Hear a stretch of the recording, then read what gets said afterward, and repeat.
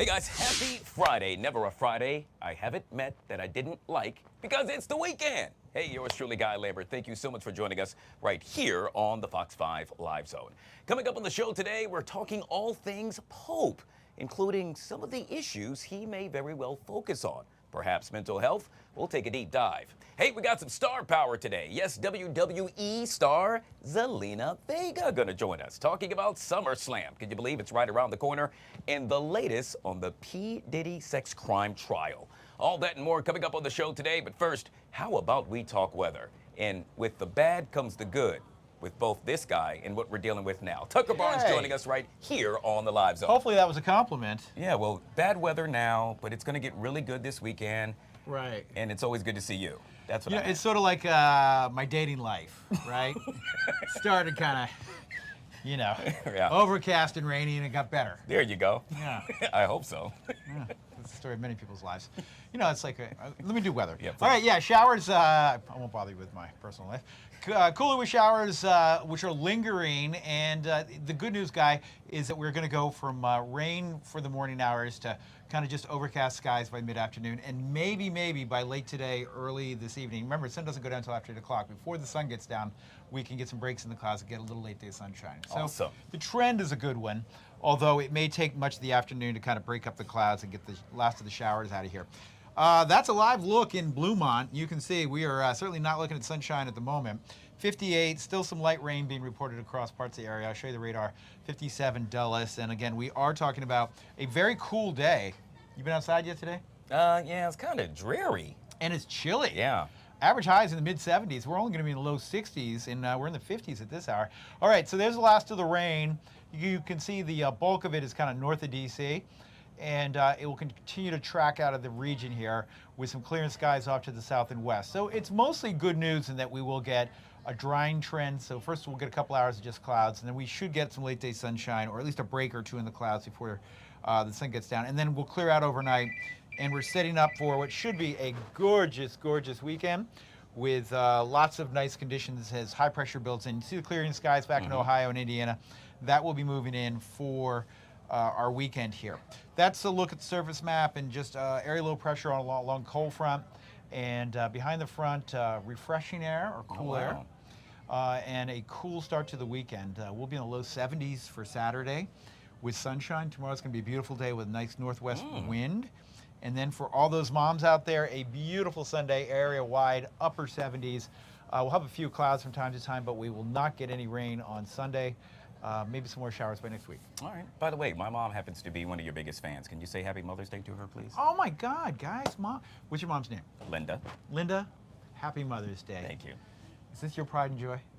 Yeah. By the way, Mom, that's my gift to you. Yeah. Let me just mention quickly while we're talking Mother's Day, my mom, I talked to her a few days ago. I'm like, Mom, I'm going to FaceTime you for Mother's Day. She doesn't live in the area. She's like, okay, you can try, sweetie. I'm going to be busy. Have a great weekend. Will do. Tucker Barnes, all things weather, right here on the Live Zone. Guys, if you haven't already done so, make sure you download the Fox local app. That way you can take your weather on the go. All right, let's kick the show off talking sports, shall we? The Washington Capitals are moving forward, inching closer to another Stanley Cup. The Caps defeated the Carolina Hurricanes in Game 2 of the playoff series last night at Capital One Arena, winning 3-1. They are now headed to Raleigh, North Carolina for Games 3 and 4. Well, one Alexandria McDonald's implementing an age limit in a new policy trying to address the juvenile violence in their restaurant. The Franconia Road location by Edison High School saying effective immediately due to repeated incidents of student violence. This McDonald's location is temporarily closed for dine-in service to anyone under 21 years of age. Employers say juvenile violence and bad behavior inside, well, it's gotten so bad that in one more recent incident, the staff was very emotional and concerned for their own safety. The Holy Father holding his first Mass this morning inside the Sistine Chapel with the Cardinals who voted for him. Pope Leo delivering some of his message in English, something we don't hear often from the leader of the Catholic Church. Through the ministry of Peter, you have called me to carry that cross and to be blessed with that mission. And I know I can rely on each and every one of you to walk with me as we continue as a church as a community of friends of Jesus, as believers, to announce the good news, to announce the gospel. We'll have more on Pope Leo in 10 minutes right here on the Live Zone. Well, switching gears to politics, President Trump abruptly firing the Librarian of Congress. But wait, there's more. The administration also rolling out new plans to upgrade the nation's air traffic control system. Joining us to discuss this and so much more. Hey, our guy is back. Gen Z influencer Adam MOCKLER joining us right here on the Live Zone. It's been some time, Adam. Good to see you. Thank you for having me. Can I also say Happy Mother's Day to Linda? Oh, but of course you can. And can I say hi to your mom too? Hi, Mom. Thanks for giving us Adam. I'll show her this. No doubt. Let's jump into it. President Trump closing his first trade deal since launching that tariff war. The deal set to revamp Americans' economic relationship with the UK. The president says this will reduce tariffs to 10% on auto imports and eliminate them for steel and aluminum imports. Was this what we were waiting for, Adam? Tariff amount to the 10% baseline that he also imposed. He's had a completely unpredictable economic policy since he took office. I mean, even in his first term, but this time it's been on steroids, causing an incredibly complicated environment for small business owners, for American families. Keep in mind, the average American family doesn't have $500 to cover an emergency. They definitely don't have an extra $2,000 for Trump's tariff taxes over the next few years as we see them come into play. So a lot of Trump's trade deals are honestly just smokescreens. Like, he's talking about one with South Korea, right?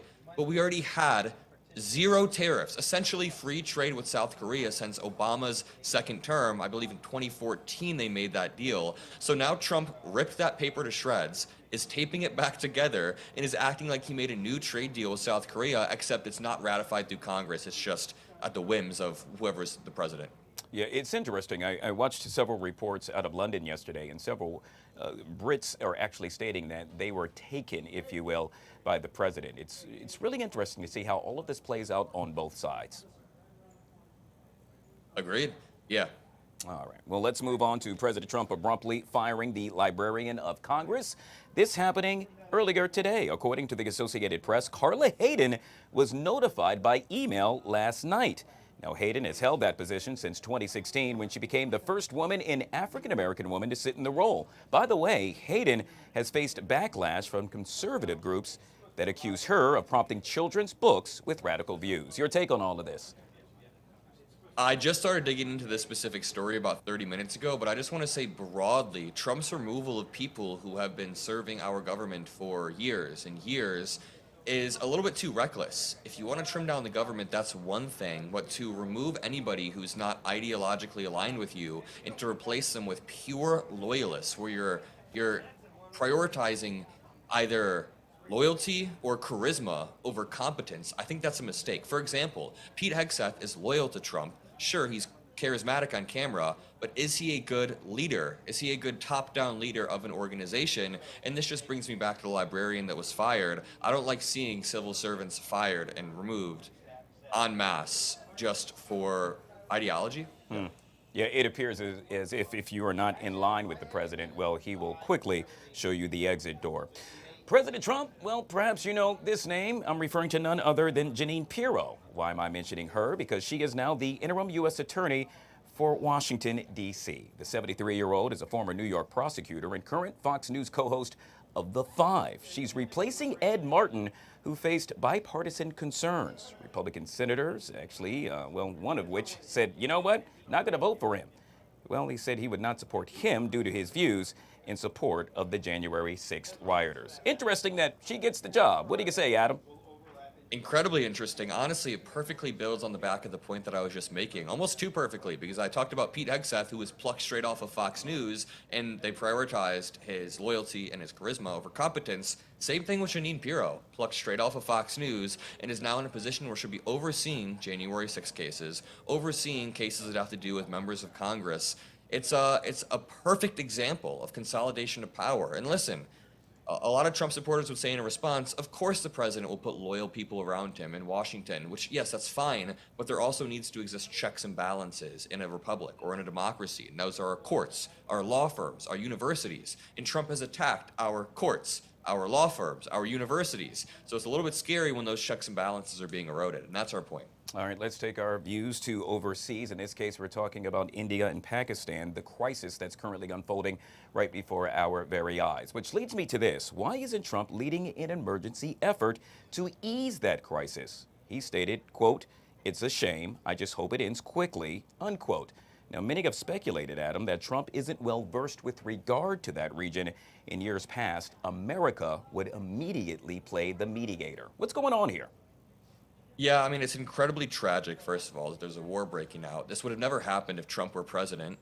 No, I'm just joking. But Trump, I think, doesn't want to bring attention to this war. He's trying to stay away from it because if he tweets about it or talks about it, it brings attention. And he ran on no new wars. On these wars wouldn't have started if I were the president. So again, the war is absolutely tragic. Of course, Trump isn't well versed in this war. I've been wondering for a while why his take on Ukraine and Russia is so rudimentary and sort of pro-Russia.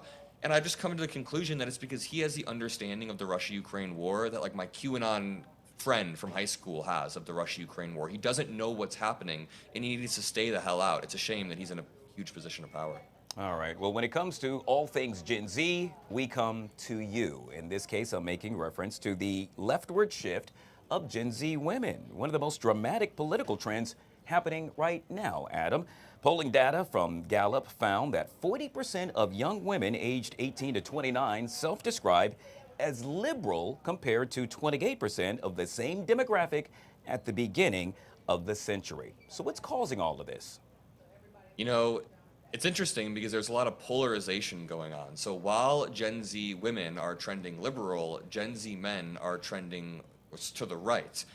There are a few different reasons for this. Number one, I think that around COVID, a lot of young people had a bubble put around them. Like you put a bubble around you, literally, we weren't going out much, weren't socializing much, school was out, and we got sucked up in these algorithms, and you have to make an intentional effort to remove this bubble from around you and socialize more. So young men are becoming increasingly lonely, and because of that, they're getting sucked down these algorithmic pipelines. Think of a pipeline like every young male has dating issues, right? So when you look up dating issues, or when you look up advice for that, you inevitably go to Andrew Tate. But what if you don't even date and you just do working out stuff? If you work out all the time, inevitably you're gonna lead to RFK Jr. So these pipelines are incredibly powerful. And when it comes to women, I think they're seeing what's happening with men, and it may be an opposite response, you know, pushing more liberal values. To be honest, I can speak way stronger on the issue of men moving to the right. Yeah. Women moving to the left is something that I should think about more. Well, I got to tell you, with regard to teens having dating issues, I'm far from a teen, and I still have issues. That's just between you and I. We'll move on with Gen Zers. And everyone watching. Becoming the generation that professes to be the most intolerant of bigotry. However, according to a study by YouGov, Gen Zers happen to be the most intolerant of bigotry's most consistently haunted targets, the Jews. Now, the poll found that half of all Americans aged 18 to 29 either think the Holocaust is a myth or never, ever existed. What's your response to that? It's pretty mind-blowing and indicative of the education system right now and the algorithms that are radicalizing people. I literally was just touching on this a minute ago. Algorithmic pipelines suck people down, and I think that right now anti-Semitism is spreading massively. I think Russia is putting their thumb on the scale. I'm sure Iran and China are putting their thumb on the scale, because if they can spread anti-Semitism and Islamophobia and racism and misogyny throughout America, they can create a less cohesive society. So I think we have foreign actors trying to weaken the cohesiveness of America. I think Gen Zers are uniquely prone to seeing online algorithmic propaganda, we can call it. And I think that in order to have a better, stronger America, we need to reject, obviously, all forms of anti-Semitism or Islamophobia or bigotry, all of these things that I think are seeping into the mainstream. But I will say anti-Semitism is a unique problem right now. Like, it is uniquely present online, on Twitter, when I see it. And I hope Gen Zers can get over that. Yeah, we need to bring more awareness to that issue. We'll end with this, and that is over 60% of millennials and Gen Zers drink and do drugs on the job. The survey conducted by, yet again, YouGov, found that more than 60% of Gen Zers and millennials are using drugs or alcohol weekly or daily to get through their jobs. Adam, you don't seem like you're too spiced up to me right now, sir. No, I am not. Even if I were, I wouldn't admit it because Linda is watching and my mom is watching as well. But I think that, I hate to tie this all back conceptually into the same thing, but during COVID, when the walls were built around people socially, you have to make an intentional effort to tear these walls down. And when people aren't able to do that, they, number one, get sucked up in the algorithms. They, number two, will maybe turn to drugs and alcohol. And it's not inherently bad. I mean, honestly, we should be comparing this to what it was like in the 70s, because maybe in the 70s, people my age were smoking and drinking more. Maybe that's the case. But right now, if that's a unique problem, it's likely due to social isolation exacerbated by COVID. Yeah, yet again, if you do that, do it, well, let's say in moderation. Mr. Adam Mockler, Gen Z expert, joining us right here on the Live Zone. Good to see you, my friend. Have a great weekend. You as well. All right. Well, as many of you know, for the first time, an American has been elected as Pope. Pope Leo XIV, elected yesterday after 4 rounds of voting by cardinals. And we learned earlier that Pope Leo XIV will be formally installed as Pope at a Mass on Sunday, May 18th. The Chicago native is the 267th pontiff to lead the Catholic Church. Joining us now to discuss this and so much more is, well, Barack Lurie, back here on the Live Zone, a good friend of ours, and I got to tell you, someone who is well-versed. Sir, it's always good to see you. Welcome back to the show. Thanks for having me. So let's jump right into this. I got to tell you, I don't think I happen to be the only one that happened to be surprised yesterday when we learned that Pope Leo now happens to actually be the Pope in American. Your take on that? Well, look, I mean, it's a bunch of cardinals that get together and they vote, and I respect that. I think that's a great system. Everyone thought, quite wrongly, that they would not choose an American for whatever reason, but I think as a group, they decided that this particular man, I think they decided on the man more than where he came from, would be the appropriate Pope, and he had the right chops for it. I think he seems like a very good guy. I think we need to reserve judgment as to what he might be like, how he might act, the positions he might take. But for the time being, it seems like they like him. Yeah. It may very well be, and I'm being a little bit cynical here, that the reason why they preferred him is that he's anti-Trump. He seems to have had a lot of tweets in his past where he expressed some disappointment with Trump, and perhaps that trumps, as it were, pardon the pun, his Americanism. Yeah. We'll see where it takes us. Yeah, it's going to be really interesting. I should add, by the way, that Mr. Lurie happens to be the author of Keeping the Kids All Right, religious expert, and truly a friend of the Fox 5 Live Zone. So we know that an American, yet again, now the Pope. Will this make Americans more religious in your mind? Will this make America more religious, you say? That is correct. Yes, I think that that will galvanize the Catholic Church quite a bit here in America. I think they'll be excited about it. But look, at the end of the day, the Catholic folk really focus more on their dogma, their religious beliefs, than where their Pope is from. I think it's exciting. I think it does energize the Catholic base, among at least the Catholics that I've spoken to who are American. So it's exciting. I think it can't harm the situation. I think that here in America, Catholics who are in America will be galvanized. It's a yes. Mr. Lurie, you made mention of President Trump, and we know that following the announcement, the president said, quote, "It is truly an honor." Your take on what the president had to say? Well, look, I think Trump has always been very good about welcoming new leaders, and in this case, religious leaders such as the Pope, into the fold of discussion, of world discussion. And he's done the right thing by welcoming this Pope. We'll see where it takes us. If the Pope takes positions that are radically antithetical to the beliefs and the positions of the Trump administration, well, then I suspect that Trump will speak his mind about this new Pope as well. But right now, let's reserve judgment. Let's hope for the best. Let's hope, as I do, that he maintains the traditions of the Catholic Church and does not seek to take them astray. Yeah, we'll end with this, Mr. Lurie, and that is, at any point, would you suspect that the Pope would yet again pay a visit to home, in this case, America? Oh, I think and I hope that he will pay several visits to America. It only stands to reason. He has family here, after all. So I would think that he would want to come over as much as possible. And certainly the Catholic Church certainly needs a Pope, and I think it galvanizes the Catholic community whenever the Pope arrives in any country. So yeah, for sure he'll come to America. Yet again, Barack Lurie. Barack, how do we get our hands on your book entitled Keeping the Kids All Right? Well, wherever books are sold, but family.com, that's the best place these days. It's doing really well. People seem to really enjoy knowing how to make sure that their kids don't get lost astray with drugs, and they stay with the pro-America, pro-Israel, pro-God program. If you want that, then definitely check out this book. You will be guaranteed to never have your child go astray. Mr. Barack Lurie, one of the good guys, as we like to call him. Always good to see you, sir. Thank you so much for coming on the show. All right, guys, we'll take a quick break. Hey, on the flip side of that break, the latest on the P. Diddy sex crime trial. That and so much more coming up next, right here on the Live Zone.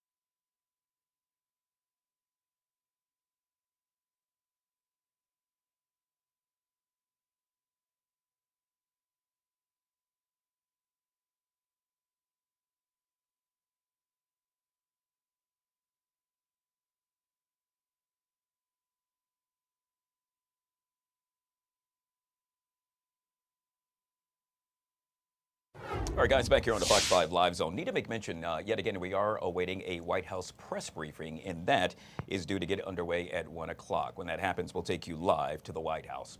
Now the latest on the Sean Diddy Combs crime sex trial. We know the initial days of jury selection have been marked by a substantial dwindling down of potential jurors. In addition to completing a pre-trial questionnaire, no candidates have faced follow-up questions in the courtroom. Joining us now to discuss this and so much more is Madeline Somerville. She's a national trial attorney and back here on the Live Zone. Good to see you, Madeline.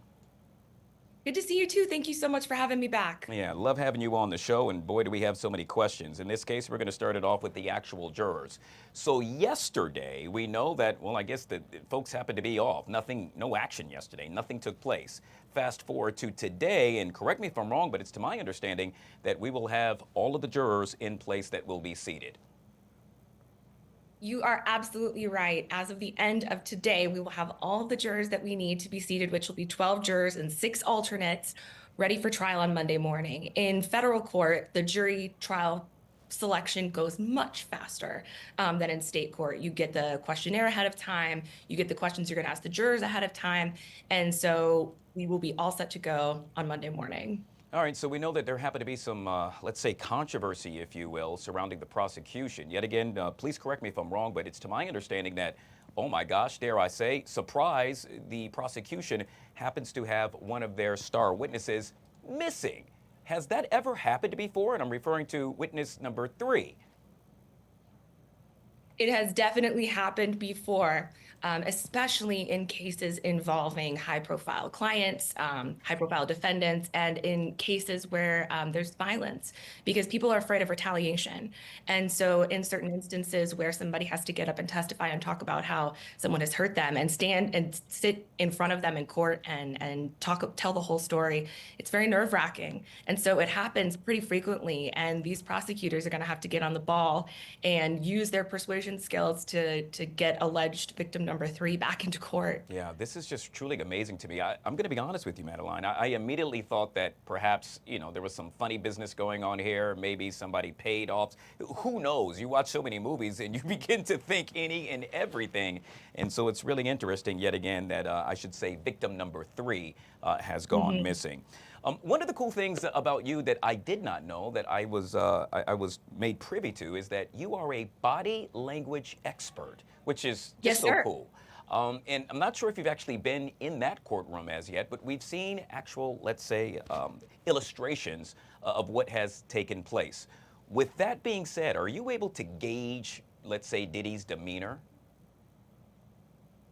I think that's a great question. So as a jury consultant, looking at body language, outfit choices, it all contributes to the energy inside the courtroom, and the energy is exactly what influences those jurors sitting there.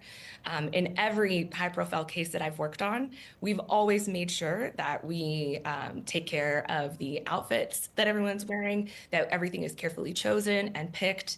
So although I haven't seen how people are holding their bodies, right, because that's also very influential. Like if perhaps the defendant is sitting like this, hunched over, that can either imply to jurors guilt or innocence, depending on the context, right? Although I haven't seen the body language, I do know that he's gone a little gray, and that is most certainly influential in that it kind of subconsciously implies that he's been stressed out. So I think that from what I've seen, it looks like that might be sort of a sympathetic, a garnering sympathy in issue from the jury. Yeah, and yet again, if you happen to be his attorney, I mean, obviously we know that you are not allowed to use dye behind bars to, let's say, dye that gray. But with that being said, would you tell your client to appear to be, let's say, somewhat disheveled, somewhat not well put together, as if you really are going through something? And that's really the case for Diddy. Guy, I will be honest with you. I would want my client to communicate his honest feelings, right? Which would be nervousness, right? Honesty, his goals and intentions should come through in his body language and in the outfits that he chooses. So I would want him to not come in looking in a way that might provoke the jurors to think something else. For example, right? If I have a client who comes in decked out in Louis Vuitton and has Christian Louis Vuitton shoes on, right? The jury might not feel so sorry for her, especially at a time right now when people in Hollywood and the more wealthy in society are kind of getting a reckoning, right? Both voters and jurors have been kind of handing it to the people at the top. And so I wouldn't want to provoke their anger or provoke their swaying in one way or the other by an external influence like clothing. Yeah, that's something you as the attorney could perhaps control, but what about family members? I have seen his sons, and it has been said time and time again that they are somewhat coy, if you will, and that obviously could rub the jury the wrong way. Is that a discussion that you would have with the family members as well? Absolutely. As a jury consultant, you are in control of all of the visual elements around you, right? And attorneys are taught from the time that we're beginning our training for trial that the jurors are watching you from the second that you walk into the courthouse, right? So you've got to pay attention to your aesthetic the entire time. And it's not as important that you look fancy or less fancy. What's important is that you don't distract from the argument that you're trying to make. You don't want, for example, family members, right, to be aggravating the trial team in front of the jury. You just don't want any external influences to distract from the hard work that the attorneys are doing and building up their case. So you gotta control every single element in that courtroom. Yeah, this is just so fascinating to me. We'll end with this, and that is the stage is now set. The actual trial gets underway Monday. What should we expect when that happens? Day one. Sure. So Monday morning, we're going to have opening statements.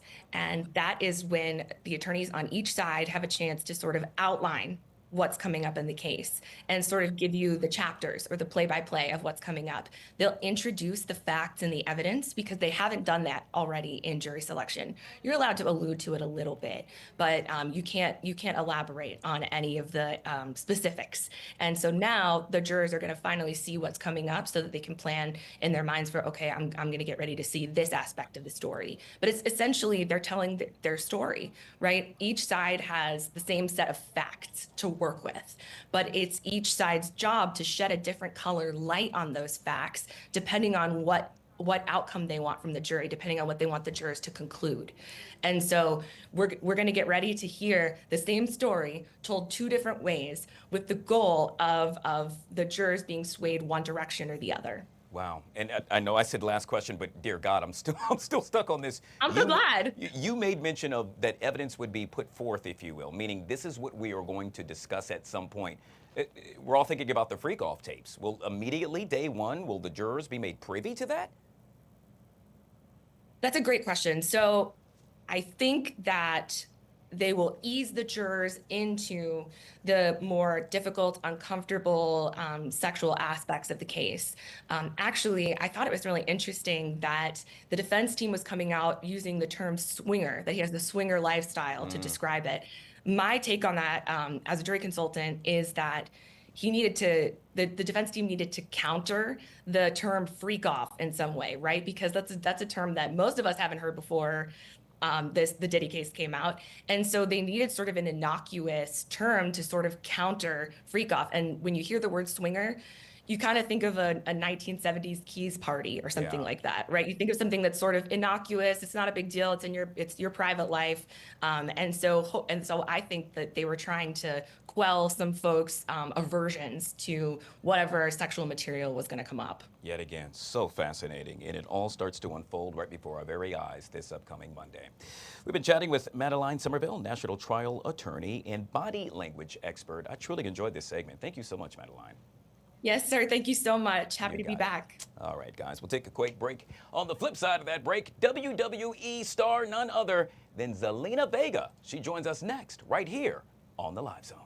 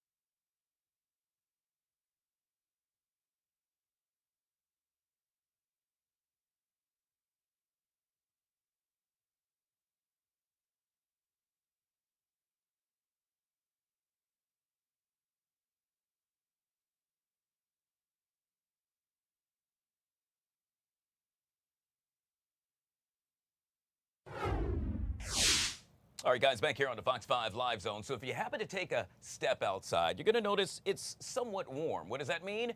We are one day closer to summertime. And with summertime comes one of the biggest events of summer. I'm talking about WWE SummerSlam. And this year, oh, it's even bigger and better. You see, it's doubling down on the action for the first ever two-night SummerSlam at MetLife Stadium. Don't let me tell it. That's why we got this WWE superstar, none other than Zelina Vega, joining us right here on the Live Zone. Hey, Zelina. How are you? I am also, now that you're here, I'm trying not to fan out, so hold on, let me just, okay, let's get back to it. This is just so cool. If you're a fan of wrestling, one night is already big enough, but now you're bringing not one, but two. Yes, and I think the coolest thing is, again, SummerSlam is known as the biggest party of the summer. So now to have it 2 nights, plus getting to have Monday Night Raw and Friday Night SmackDown that week is going to be jam-packed. And we're going to make sure that we bring it all for the fans that week. Yeah, you have always brought it in a major way. One of the things I love about what you do is you bring that Queen's attitude to the ring. You ever realize that? Oh, of course. It's like literally all of me. I can't even help it. Even if I wanted to kind of hide it, I can't. And then from there, you have done bigger and better things as you have expanded because, well, not only are you doing your thing in the ring, but dear God, you're managing as well. Talk about the challenges, the difference between doing both. I mean, with managing, I get to speak for someone else and I get to kind of show how amazing that person is. But getting to do this now as, you know, a singles competitor and someone who is champion now, as they're having their first ever singles championship, I get to do it for me. So it's really just, they're both exciting in their own way, but now it's doing it and stepping out for me. And I think that's the cool thing. And fans were so ready to see me as my own character, as my own person, but also now as champion, it's like a whole different side to me. Yeah, the other day I happened to be, and don't tell my mom because she's watching, and she always said, Guy, don't play video games. But the other day I was playing a video game with my friend, and all of a sudden I hear this voice, and I'm like, oh my God, I know that voice, and you know what I'm getting to. In this case, I'm talking about Street Fighter 6. How cool is that? Yeah. That was a dream come true. That one was absolutely insane. And I think more than anything, that's where I got my last name from. Vega, Street Fighter Vega. That's where it came from. So it's just cool to feel like you're stepping into something that you've, kind of fangirled out since you were a kid. So it's incredible. And I since then I've wanted to do more of that, but I credit all of that to Street Fighter for getting me started in that for sure. Yeah, gosh, this is just so cool. Speaking of cool, you have been faced with so much adversity, if you will, and I'm talking about your size. What do I mean by that? Meaning that, well, when you first started and when you first hit the scene, so many folks said, hey, it's something different about her. She's not with the size that you're supposed to be, but you said, excuse me, I'm all that and then some. Do tell. Well, I think people were used to seeing, women like, China, who is incredible in so many amazing ways. And obviously her size and her muscles, like everything about her was just so uniquely her. But now we have different people for different, I get to represent different people now, so like I looked at Rey Mysterio when I was younger and I wanted to be like him. And now, as a female, I get these younger girls coming to me and it's this crazy full circle moment of them saying like, I want to be like you. And I didn't think that I could until I saw that someone else my size was able to do this, so I wanted to be that, inspiration for people, but also that representation for people, because there's so many people, whether it's, Latinos, whether it's, people who are smaller in stature, maybe even some nerds who play Street Fighter or watch anime like Naruto. Like I kind of hit all of those boxes. And I think that's my biggest thing is like, I'm not just one thing. And I think people find that and I can identify with that for sure. Yeah, I'm the nerd guy and the cool guy at the same time. I don't know if you can mix the two, but that's me, and that's why I'm such a fan. Speaking of a fan, we're fanning out yet again for the WWE SummerSlam. Folks, lastly, want to hear about it one last time. We're talking nonstop action. We're talking unforgettable moments, but, well, you could sell it as we wrap up. Well, of course you're going to want to be there or watch because the new United States champion, Zelina Vega, is going to be there. But also, John Cena's final SummerSlam, we never know what's going to happen with that. And he's been a huge inspiration for a lot of us backstage. And, we can't wait to see how that's going to go down. But again, you get to have Monday Night Raw that week, Friday Night SmackDown, and then Saturday, Sunday, SummerSlam, the biggest party of the summer, and you're not going to want to miss it. Yet again, it is the first ever 2-night SummerSlam at MetLife Stadium. And we've been chatting with the one and only, I should add, WWE superstar Zelina Vega right here on the Live Zone. I truly enjoyed this. Thank you so much for coming on the show. Thank you so much for having me. You got it. All right, guys. How cool was that? We'll take a quick break and we'll be right back.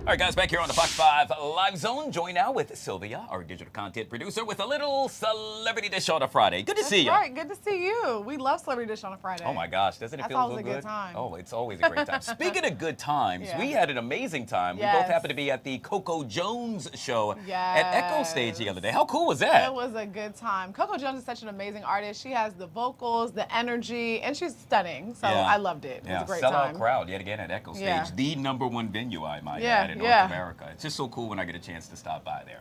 All right, let's talk a little Celebrity Dish. In Yes. this case, we're kicking it off with one of my faves, Jaden Daniels. Okay, it seems that a lot of people have spotted Jaden Daniels out with his mom and a date. So people are saying that it looks like his mom kind of third wheeling on his date and basically being like, you know what, Miss Daniels, you need to leave Jaden alone. We have seen you at that game with Juju. We've seen you over here. We've seen you there. And it seems like you never let this kid out of your sight. People are really coming for Mama Daniels and being like she needs to loosen her reins on her son. Guy, I have to say, I didn't see anything wrong with this because realistically, we're speculating. Yeah. We don't know if that was a cousin, if that was, you know, his god sister. We don't know who they were with, but obviously she cares about her son. Yep. They seem to have a great relationship. Why can't she go get dinner with her son and friend, whoever the unknown friend is? You know what, Sylvia? We don't normally agree a lot. We agree. I agree with you. Yes. All I'll say is the Commanders went to the NFC Championship Hello. last year. Why? Well, I don't know why, but I know Mama was there. I think she had a lot to do with it. So honestly, let her do whatever she wants to do, whatever she needs to do. She knows what's best for Jaden. And if So it ain't broke, don't don't fix it. fix it. Exactly. Stop speculating on people's business. All right, so shout out to our good friend. Well, not Yes. really, but hopefully one day, Mr. Jaden Daniels. What else you got? Okay, it is award season and it's time for the BET Awards, and we Oh, are I still forgot about talking that. about Kendrick Lamar. He Yeah. actually was the #1 artist who had the most nominations, coming in with 10 nominations. So obviously it's been his year, 2 years. I feel like this beef translated into or plateaued him into the spotlight for an Sure. extended period of time. Doechii, Drake, Future, and Glorilla coming in second with 6 nominations. Wow. So I think it's going to be an amazing show. Kevin Hart is actually hosting the show. Is he? This year, yeah. So I think it's going to be really good. I saw their promo video that they put out. It was very entertaining. He did like the J HUD walk through Oh, down that's the funny. aisle. So it was a good time. So I think this year's BET Awards is definitely one to tune into. You know who's not going to be there? Who? Drake. Does he? I feel like he's never really at award shows, but yeah, he's definitely, yeah. Kendrick's definitely going to perform that song. 10 nominations? 10 nominations. So obviously he's going home. He's not going home empty-handed, like clearly. Yeah. Yeah. Is that do we know if that's the most nominations ever? I don't know. That's a good Wow. question. Huh. But yeah, 10 nominations, that's a lot. Yeah. Yeah. All right. Speaking of nominations, I can tell you who's not getting a nomination for not bringing coworkers, colleagues, Yeah. girlfriends, Yeah. family to work. Yeah, so Bill this Belichick. one is interesting because initially it was spinning around that Bill Belichick's girlfriend was banned from UNC in the field initially, but the university actually came out today saying that is not true. You know, Jordan is of course welcome here at the university to support her boyfriend. It kind of sounds crazy saying it when I see a picture of the two of them together, but yes, that is his girlfriend Jordan. We have seen video of her being on the field while he's in the middle of coaching, you Wow. know, just being in the presence of the arena and things of that nature. I'm not sure where this rumor started that she was banned, so I think that'd be a pretty strong move of the Yeah. university. I've never seen them. I was like, did she do anything violent? Why would they ban her from there? Well, but I could see it being a distraction. Very much You so. know, so maybe she should just kind of stay in the stands on Yeah. the sideline with the other wives and girlfriends. So you know. well, think about what we have to do here. We Yeah. have to jump a lot of, as we should, Yes. have to jump through a lot of hoops. Yes. Let's say if we wanted to bring a family member up. It's Right. a security thing. It's a distraction That's thing. a very good So, point, yeah. I mean, if the average person, myself, has Yeah. to do that, wouldn't you think that perhaps that would be the case with, let's say, him? But guess what? Yeah. He's not average. He's not average. You know, they really bend the rules there, but that is a really good point. There should be some parameters Yeah. that are set in place when it comes to family or racial-based people coming around. All right. Well, Yeah. as long as they're happy. As Love, long- love life. Yeah. Go for You it. like it, I love it. Yeah. He needs on the back of his jersey. He should put Yeah. Sugar Daddy. Yeah. Just call it a day. There's definitely some sugar involved. All right, let's talk fashion. In this case, Yes. I'm assuming because we're talking ASAP Rocky. Yes, so we know that A$AP Rocky and Rihanna were recently at the Met Gala, and we saw that Rihanna has a full baby bump, and they're expecting their third child Aw. together.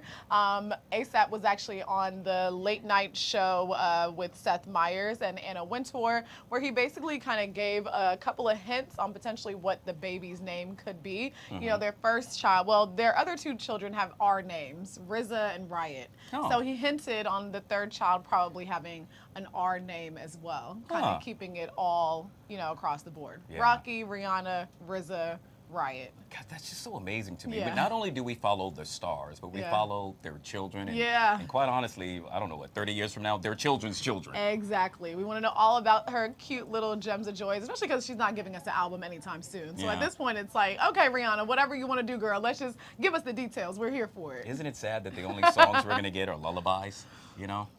Guy, I told you before, I will play a lullaby in the car, okay? If Miss Rihanna puts out a lullaby, I'll be rocking that in the car, especially if A$AP is on it too. All you need is a good beat and a good hook, and I'm down for it. You know what? You're right. Sylvia, our digital content producer with all things Celebrity Dish. Good job. I Of course, truly enjoyed thank that. you. All right, guys. Hey, we're going to take a quick break. On the flip side of that break, guess what, Sylvia? We're talking about the GO.AT EXPO. It's going down tomorrow in Prince George's County. You're going to find out about it next, right here on the Live Zone.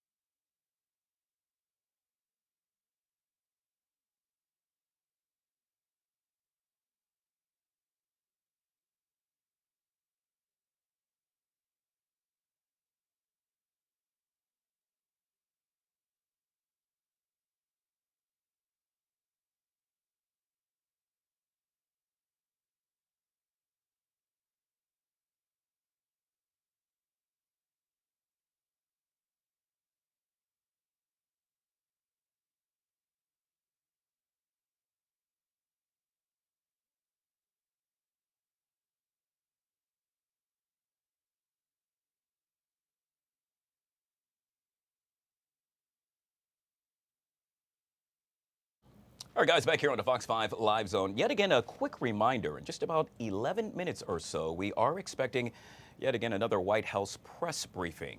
When that happens, obviously, we'll take you live to the White House right here on the Live Zone. Well, calling one, calling all. I need you to mark your calendars. What day am I making reference to? Tomorrow. Yes, Bowie State University, the Prince George's Health Department, along with Odyssey Radio Group, will host the GO.AT EXPO 2025, aka the greatest of all time mental health expo. The fourth annual Mental Health Expo will cater to all things for young people, their caregivers, and providers. Joining us to tell us all about that is Dr. Matt Levy. He is the health officer for the Prince George's County Health Department and kind enough to join us right here on the LZ. Dr. Levy, good to see you, sir, and welcome to the show. Good to see you. Thank you for having me. I got to tell you, I'm excited about this. First of all, you got my attention with GOAT. As soon as I saw that, I said, oh, it's the greatest of all time. Job well done, sir. Thank you for doing just that. With regard to the I expo. can't call my team. I can't take credit for that. Well, don't do that because then they're going to ask for more money, but that's for a whole nother discussion. In this case, we're talking about really focusing on an issue that is swept under the rug so many times, and that is mental health. And it's something that's near and dear to your heart, sir. Yes, this expo is very exciting and is geared towards young adults 16 to 24, the caregivers and providers right here in Prince George's County. And it's going to be a really exciting and dynamic space looking at and tackling mental health for youth head on, offering strategies and resources. Think of it as a day dedicated to empowering young adults in the county to prioritize their mental health, their mental well-being, and connecting to people and the tools they need to thrive. Yeah, Dr. Levy, when you think of mental health, there's so many things that come to mind, at least for me. I'm thinking toxic stress, I'm thinking anxiety, I'm thinking depression, and dear God, shall I say, substance abuse, which happens to be on the rise. Yet again, all issues that you all will address tomorrow. Yes, and we're going to have multiple vendors. There's going to be live entertainment, bringing lots of positive energy. And the idea behind this is to create an interactive wellness experience where teenagers and young adults can come together with like-minded peers and really take a holistic approach to their well-being in a vibrant, supportive atmosphere. And it's also for caregivers to learn about more resources for their young adults. All right, Dr. Levy, I like to visualize everything. I wanted to envision what I am going to see. And so with that being said, what am I going to be surrounded by when I walk through the doors? What am I going to hear? What am I going to see? You're going to hear a lot. You're going to see lots of young people, lots of vendors. There's going to be live entertainment. Last year, they're surprising me this year, but last year we had a step group. They were phenomenal. Interactive wellness centers, education around mindfulness and learning self-care practices, plenty of resources, lots of education and advocacy sessions, and really just a very interactive sessions. But there's going to be actually an open mic for sharing, so that again, people don't feel alone. They feel like they're with people who are thinking along the lines of their health, their mental health, and their mental wellness. Yeah. By the way, a little birdie whispered, okay, my good colleague over at Odyssey Radio, Barrington, mentioned to me that my colleague, DJ Flex, is going to hit the stage. Is that true? Because I have not seen him perform in quite some time. I can neither confirm nor deny. In that case, I won't tell you to get in the water. Well, it's a little, never mind. But Dr. Levy, you mentioned it's really for young county residents, aged 16 to 24, their caregivers and providers. Why, yet again, is it so important that we really focus on this age group? Well, mental health challenges often emerge in adolescence and young adulthood. And we've all been through it, and it's a very, very hard time for folks. So this is a pivotal time of transition where young people face a lot of pressure. By focusing on this age group, we hope to we aim to provide early intervention, build resilience, which is really important as we grow and thrive, and break down stigma around mental health issues before these issues start to become more entrenched. Really, I mean, empowering young people with knowledge and resources early on can make a profound difference in their lifelong well-being.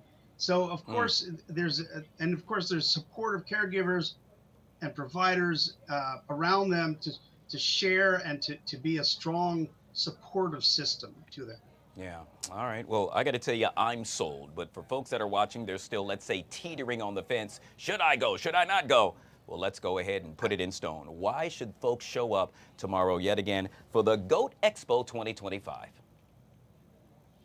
Because it's going to be an amazing event focusing on mental wellness. It's going to be interactive. It's going to be engaging, and you know, the one of the most important things we can do, and in the very tumultuous times, is take care of ourselves. And that starts with our well-being and our mental wellness, so that we can withstand and weather and create the resilience to really be able to move in any direction and enjoy ourselves and live a full life. So come to the expo. I will be there, and I will be happy to talk to anybody who comes. It's Saturday, May 10th, this Saturday, 10 to 3 at the Leonidas S. James Physical Education Complex at Bowie State. We're very excited about this. Registration is absolutely free. You don't need to register online, although you can, but you can also come and register on site. And there's free parking, and it's just going to be a great, fun event with a lot of purpose. Yeah, speaking of fun, you know what would be fun? If DJ Flex does hit that stage, which I'm pretty sure he will. If you join him and drop a couple of bars. You should come to find out. But, right? but if you join him and drop a couple of bars, that would be even better. Yet again, Dr. Matt Levy, he's the health officer for the Prince George's County Health Department. I truly enjoyed this, sir. Thank you so much for coming on the show. Thank you for having us. All right, guys, we're going to take a quick break. Yet again, we are awaiting a White House press briefing, just about 3 minutes or so. But you know, as it typically goes, they are most of the time a little bit late. But when that happens, obviously, we'll take you there live right here on the Live Zone. Hey, coming up next, Taylor Thomas, another big event taking place in Prince George's County. That and so much more when the Live Zone comes back.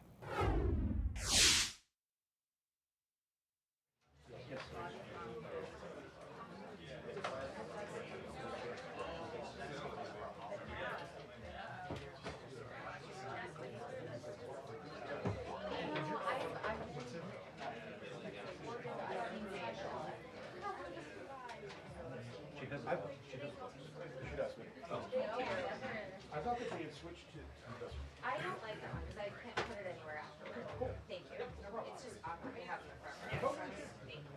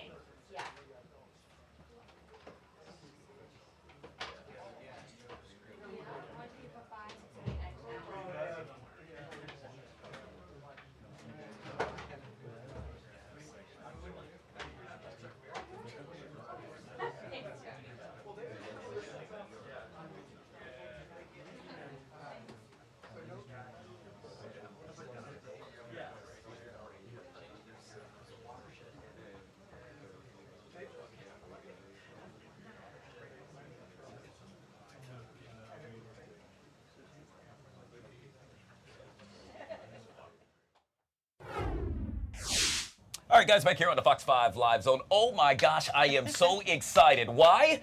Because my friend happens to be here. Yes, I'm referring to the one and only Taylor Thomas. We go way back, but that's a whole nother story. Why is she here? Well, it's time, yes, it's time for TOTS to Teens Expo, set to get underway this upcoming May 17th. That's a Saturday, ladies and gentlemen, and it's all taking place at the one and only Prince George's Sports and Learning Complex. And with that, I give you the executive director and the founder, drum roll please, Taylor Thomas. Good to see you, my friend. It's so good to be here with you. It's an honor. Fox has supported us from day one, so I'm celebrating our 10th anniversary this year. Wow, and you are doing such an amazing job with that. For folks, dear God, that are crawling from under a rock and they're saying, hey, what's this all about? Do tell. Okay, so it's an opportunity in one location for you to get educational and health-related resources. So everything is interactive. We have a cooking stage, we have a fitness stage, we have a reading lounge, a huge STEM zone. We have 85 active exhibitors and vendors inside. We have a health pavilion, and we have a fresh market giving away full bags of fresh fruits and vegetables outside, petting zoo, pony rides, fire, police, sheriff departments, food trucks. It's all there in one place. Ladies place. and gentlemen, it's everything under the sun. Everything, and it's absolutely free. All you have to do is register. Oh my gosh, it's free? It is absolutely free. We're so thankful to our sponsors like Care First, Maryland National Capital Park and Planning. It's just a blessing to have them. In fact, Prince George's County Health Services as well, making this happen, and Prince George's County Council really making this happen. And Guy, this year, to celebrate our 10th anniversary, you know, we're getting ready to go into the summer months, so we are doing car safety seat checks. Wow. And if the vehicle does not have the correct car seat, we're going to swap that out for a brand new car seat that's age appropriate. We also have booster seats, and we have helmets while supplies last, but you got to go online to register. Oh my gosh, this is talking like hit the jackpot. Yes. I mean, you just dropped the mic. Let's go.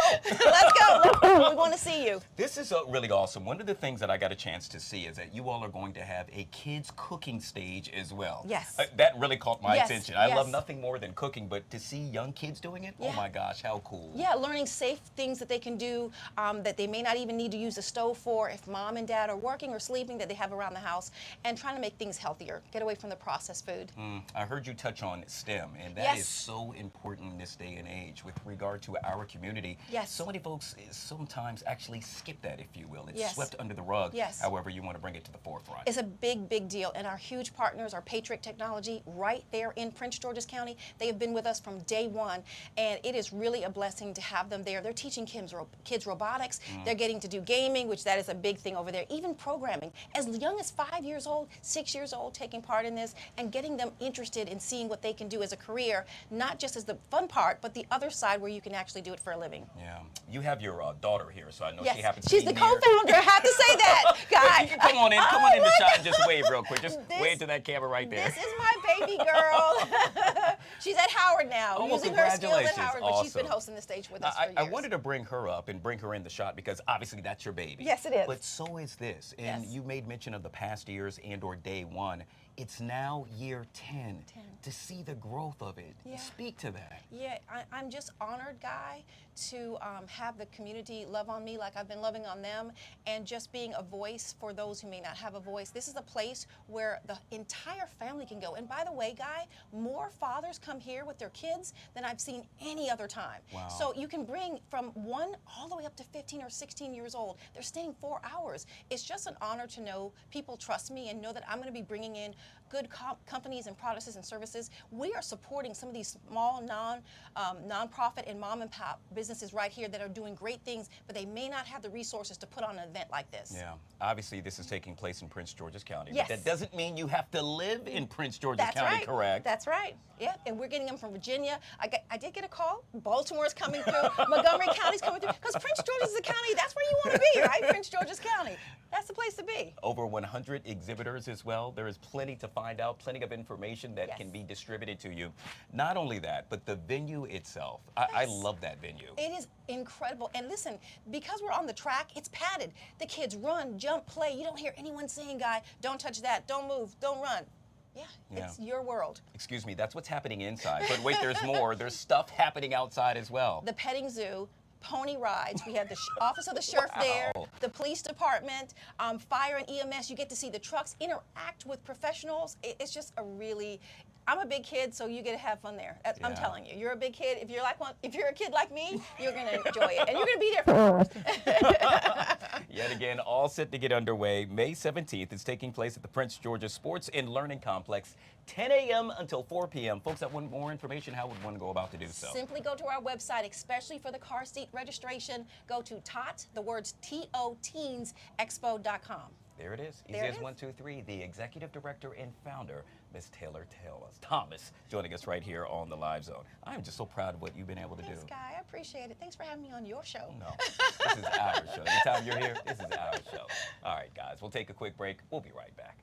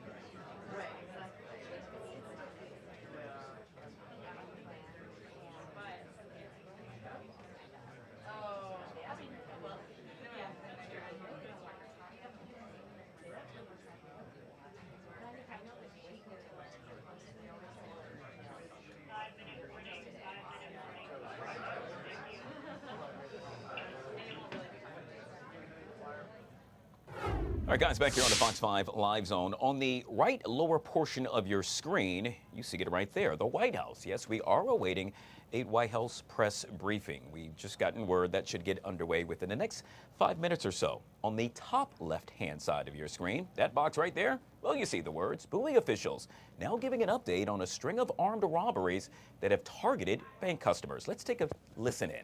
And Attorney General Anthony Brown. This morning, just for your awareness, especially to our media who are in the room, we will have the names and titles of all of the speakers on the screens behind you. And there will be a brief media Q&A at the end of remarks. Thank you so much. Attorney General Brown. Thank you, Jennifer. Is it morning or afternoon here? Where are we? Good morning. All righty. Great. First of all, before I get started, I want to sincerely thank the BOWIE Police Chief, Dwayne Preston. Thank you for hosting us. Thank you and your team. I am looking forward to hearing your comments in a moment, but first let me thank all of our law enforcement partners. And as you can see, this was truly a extensive, comprehensive partnership. No one up here does it to take credit, but it's important that I do give credit to those who participated and made possible this announcement today. So let me start. Baltimore Field Office of the ATF, Special Agent in Charge, Tony Crosby, who will be speaking today. We also had the Naval Criminal Investigative Service, United States Park Service, and Arundel County Police, and Assistant Chief Lowry, who will be speaking today. Prince George's County Police Department, police departments from Howard County, Laurel, Riverdale Park, Annapolis, Greenbelt. We also had participating in this investigation, the United States Marshal Service, the Charles County Sheriff's Office, Alexandria, Virginia Police, the Montgomery County Police, Arlington County Police, and Metropolitan Police out of the District of Columbia. So when we talk about cross-border, we're talking about not only within the state of Maryland, but within the region. So I want to thank each and every one of you. And so good morning, everyone, for being here. In Maryland, we believe that every resident deserves the right to conduct their daily business without fear of violence or intimidation. When that fundamental right is threatened, we respond with the full force of justice. Today, we announced the dismantling of a criminal network that targeted and victimized 34 Marylanders in a series of violent robberies known as bank jugging. I want to emphasize that all individuals charged in this case are presumed innocent until proven guilty in a court of law. The charges announced today are merely allegations, and the defendants are entitled to a fair trial where the state must prove guilt beyond a reasonable doubt, and you'll hear much more about the details of the case when Katie Dorian presents this morning. The charges announced today, these perpetrators methodically stalked individuals who are making substantial cash withdrawals from financial institutions across 5 counties. Their pattern was calculated and brutal. Disguised in mask and dark or tactical clothing, they would ambush victims, often in broad daylight, subjecting them to physical violence, including striking, choking, and at least in one incident, biting their victims. The targets were ordinary residents, people withdrawing money, conducting routine financial transactions. The amounts stolen ranged from several hundreds to thousands of dollars. These weren't merely robberies. The assailants brandished firearms and discharged weapons to terrorize their victims, making their intentions unmistakably clear: your money or your life. So I'm pleased to report that through coordinated efforts between the organized crime unit of the Office of the Attorney General and our federal and local law enforcement partners, this reign of terror has come to an end. Our investigation has resulted in 7 indictments on multiple serious felony charges, including attempted murder, armed robbery, assault, firearms-related offenses, and criminal conspiracy. These individuals believed their elaborate precautions, identity concealment, vehicles with tinted windows, and stolen license plates would shield them from justice. They were mistaken. let me be abundantly clear. If you threaten the safety and security of Maryland communities, if you prey upon people in Maryland, you will be identified, apprehended, and prosecuted to the fullest extent of the law. Since assuming office, I've prioritized the expansion and enhancement of our organized crime unit precisely to address complex, multi-jurisdictional criminal enterprises like the one before us today. This case exemplifies why such an investment is critical. These crimes spanned 5 counties, required sophisticated investigative techniques, and demanded seamless coordination between our various law enforcement agencies. My paramount obligation as Attorney General is safeguarding Maryland residents. The successful conclusion of this investigation represents that commitment in action. We will continue to deploy every resource, utilize every legal tool, and pursue every avenue.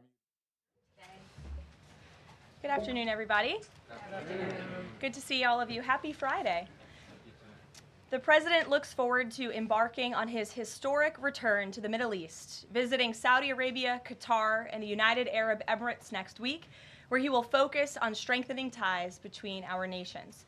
8 years ago, President Trump's first trip was to this same region of the world, where he introduced his bold peace through strength foreign policy strategy.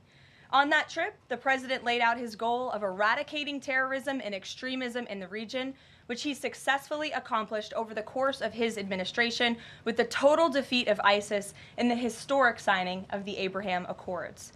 Now, 8 years later, President Trump will return to re-emphasize his continued vision for a proud, prosperous, and successful Middle East, where the United States and Middle Eastern nations are in cooperative relationships, and where extremism is defeated in place of commerce and cultural exchanges. This trip ultimately highlights how we stand on the brink of the golden age for both America and the Middle East, united by a shared vision of stability, opportunity, and mutual respect. The President greatly looks forward to visiting with our brave men and women in uniform at our U.S. Air Base in Qatar throughout this trip. Yesterday, President Trump demonstrated the art of the deal and secured a historic trade agreement, despite all of the naysayers who said no deals were coming. That, of course, turned out to be untrue. On the 80th anniversary of Victory Day for World War II, President Trump announced a great deal that provides American companies unprecedented access to the UK markets while bolstering U.S. national security.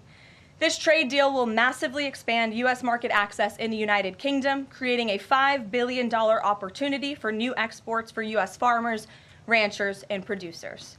This includes more than $700 billion in ethanol exports and $250 million in other agricultural products like good old American beef.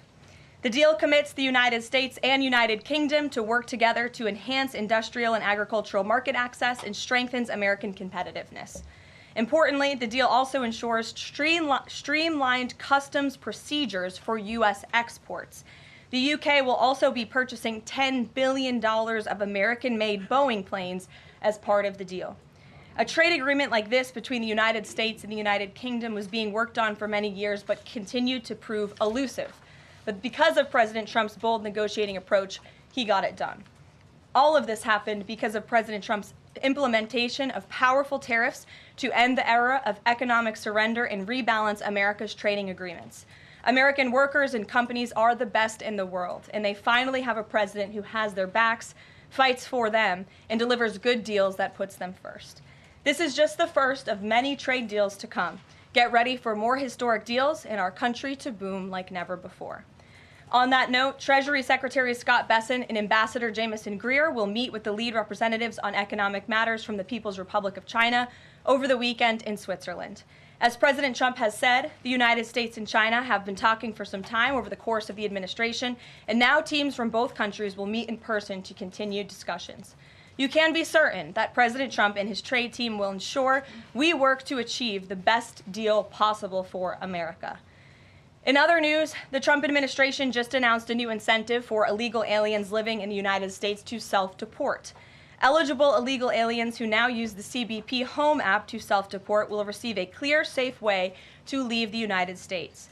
Their plane tickets home may be paid for, and they will receive a $1,000 stipend once we have confirmation that they have left our country.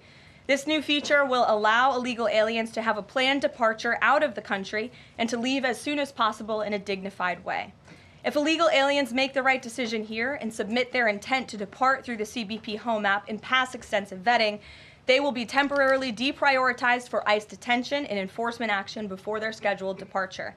And leaving voluntarily in this matter may improve their legal immigration options in the future. This initiative will also save massive amounts of money for American taxpayers. Voluntary departures are much more cost-effective than traditional removals. By deploying the CBP Home app in this new way, President Trump is aiming to reduce the need for costly arrests, detentions, and court proceedings. Currently, the average cost of traditional removal is more than $17,000 per illegal alien. Our projections estimate that the use of the CBP Home app will massively reduce that financial burden by approximately 70%, so taxpayer dollars can be redirected and our brave immigration law enforcement officers can focus on removing the most violent illegal aliens hiding in our communities.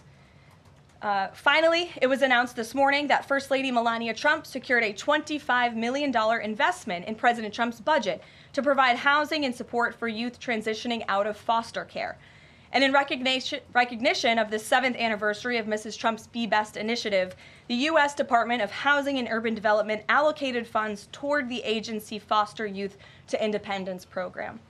Yesterday, Mrs. Trump hosted a special celebration of military mothers with the president, bringing together 150 military moms from around the country to recognize their service, not just in their home, but for our country. For those of you who were there at the events yesterday like I did, I have no doubt you will join me in recognizing how truly special those moments were. So let's get to questions. Here in our new media seat today is Andrew Egger, the White House correspondent for The Bulwark.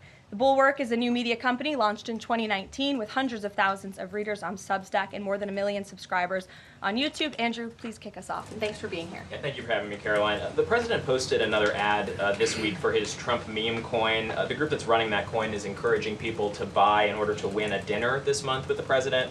Why is the president planning to attend a dinner for the top investors in his coin? Look, the president is abiding by all conflict of interest laws. The president has been incredibly transparent with his own personal financial obligations throughout the years. The president is a successful businessman, and I think, frankly, it's one of the many reasons that people reelected him back to this office. There are at least some people who are buying this coin who seem to view it as an opportunity to influence the president's views. There was a logistics company this week that said they would buy $20 million in the coin in order to advocate for free trade between the U.S. and Mexico.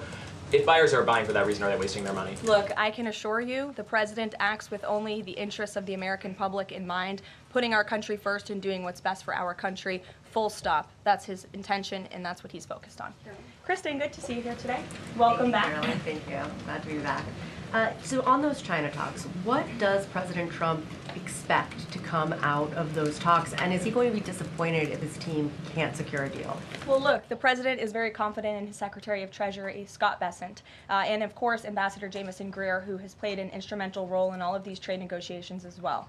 I think yesterday's success, the announcement of a trade deal with the United Kingdom, is a great first step. Again, many said in this room it couldn't be done. Now we are moving forward with many other countries. We're talking to dozens of our trading partners around the world. But of course, China is a major country, a major player in this space. And the president has said, and he's right, China needs the United States of America. They need our markets. They need our consumer base. And Secretary Bessent knows that he's going to Switzerland this weekend with the full support and confidence and trust of the president here at home. Jack? Thanks very much, Caroline. Two questions. First, can you give us an update on U.S. efforts to mediate or have an impact on the conflict between India and Pakistan? Sure, I absolutely can. This is something that the Secretary of State and, of course, now our National Security Advisor as well, Marco Rubio, has been very much involved in. The president has expressed he wants to see this de-escalate as quickly as possible. He understands these are two countries that have been at odds with one another for decades, long before President Trump was here in the Oval Office. However, he has good relationships with the leaders of both countries, and the Secretary of State, Marco Rubio, I spoke to him just yesterday. He has been in constant communication with the leaders of both countries trying to bring this conflict to an end. Just one other question. Yesterday, we saw the news of the new Pope. Before Pope Leo became Pope Leo, there were some critical comments that he made about President Trump and about Vice President Vance on his X account, then X account. Does the White House have any reaction to those comments? The president made his reaction to Pope Leo's announcement yesterday very clear. He is very proud to have an American Pope. I think it was a surprise to everyone. I saw the news media was surprised to report on that yesterday, but it's a great thing for the United States of America and for the world, and we are praying for him. Thanks, Caroline. The president has been pretty firm on keeping these 145% tariffs in place on Chinese imports. Today, via Truth Social, he said that he'd be possibly open to lowering those to 80%. Why the change, and how did the president land on 80? The president still remains with his position that he is not going to unilaterally bring down tariffs on China. We need to see concessions from them as well. And again, that's part of the reason that Secretary Bessent is going to talk to his Chinese counterparts this weekend to start those discussions in person. As for the 80% number, that was a number the president threw out there, and we'll see what happens this weekend. And always in the effort of transparency, I'm sure you'll hear directly from the Treasury Secretary or the president after those negotiations conclude. Jackie. Thank you, Caroline. Why did the White House announce this deal with the UK before all of the details were finished? That's not true, actually. I saw the fact sheet. I saw the deal as well before the president brought all of you in the Oval Office in the effort of transparency. You had the president and the prime minister on the phone talking to all of you directly about how this was a great deal, a phenomenal deal, and discussions will continue. But as I spoke to our Ambassador Greer yesterday, this is how trade deals work. You set an initial agreement, you set the framework, you set up the deal, and then of course, you know, T's have to be crossed and I's have to be dotted, but this deal is a good deal, and the numbers are determined, and all of the market access that I just discussed will remain. Does that mean that the 10% baseline is going to still be there at the end when all of the other details are ironed out? The president is committed to the 10% baseline tariff, not just for the United Kingdom, but for his trade negotiations with all other countries as well. Permanently, even after the deals are done, like that is going to remain? The president is determined to continue with that 10% baseline tariff. I just spoke to him about it earlier. Stephen. Thank you, Caroline. I'd like to ask about New York and about a personnel matter. On New York, the mayor, Eric Adams, is here today. Could you tell us anything more about the visit, who initiated it, what they're talking about? And also, is there any comment from the White House on the air traffic control issues in Newark? All I will say on Mayor Eric Adams is that he requested a meeting with the president, and the president was willing to take it. If the president wishes to discuss his private meeting afterwards, I will let him do that himself. Yes, I'm glad you asked about the FAA. There was a glitch in the system this morning, especially at Newark Airport. As you all know, I spoke to the Department of Transportation. That glitch was caused by the same telecoms and software issues that were raised last week. Everything went back online after the brief outage, and there was no operational impact. DOT and the FAA are working to address this technical issue tonight to prevent further outages, as well as install new fiber from Newark Airport to Philadelphia. And the goal is to have the totality of this work done by the end of the summer. I want to add that this outage at Newark Airport speaks to why the Secretary of Transportation yesterday made a massive announcement in investing in our aviation safety and our telecom system. There's a 4-part infrastructure plan that was released by the Secretary of Transportation yesterday to improve communication, surveillance, automation, and their facilities. They want to replace the antiquated telecom systems with new fiber, wireless, and satellite technologies, replace more than 600 radars, which have gone way past their life cycle, and address runway safety. They want to build 6 new air traffic control centers for the first time since the 1960s and replace towers as well. They want to implement new modern hardware and software for all traffic facilities to create a common platform system throughout the towers. These are much needed changes. This is a very bold plan by the Department of Transportation. I think it's unfortunate that the previous administration sat on their hands and did nothing, but how grateful we are that we have a Department of Transportation and a secretary and a president who's willing to take bold action and change. The personnel matter, Caroline. Go ahead. Could I ask? Thanks, Caroline. Just going back to India, Pakistan, can we expect President Trump to get in touch personally with the leaders of those countries to try and de-escalate this situation? If and when that happens, we will certainly let you know. Natalie. Thanks, Caroline. Sure. I have a question about the Middle East trip.